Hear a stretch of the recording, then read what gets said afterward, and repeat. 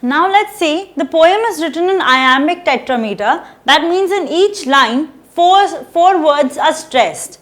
Now let us see the rhyme scheme of the poem.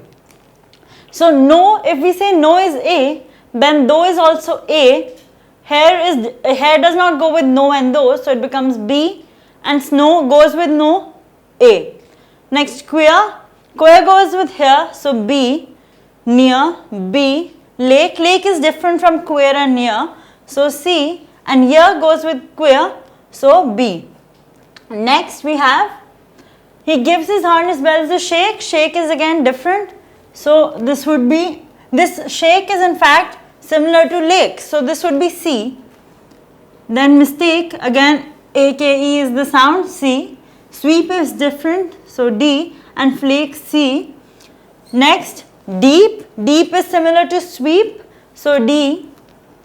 Keep, again the eep sound, and sleep in the last two sentences, again the eep sound, so D.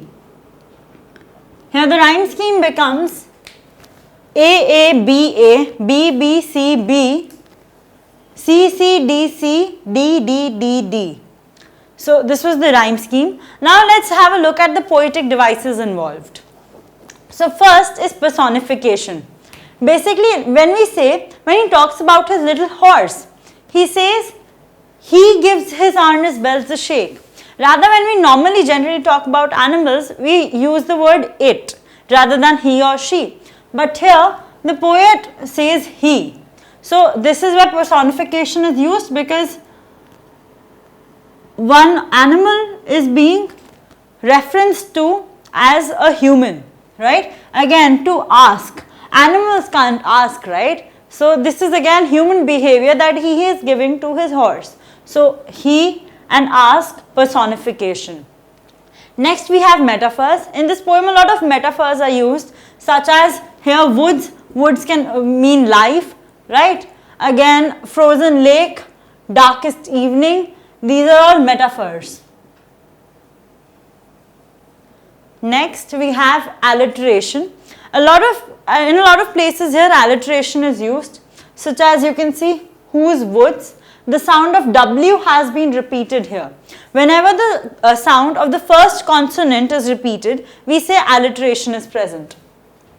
So alliteration is present in this poem again. Let us try to figure out where all alliteration is present. Whose woods, the sound of W is repeated.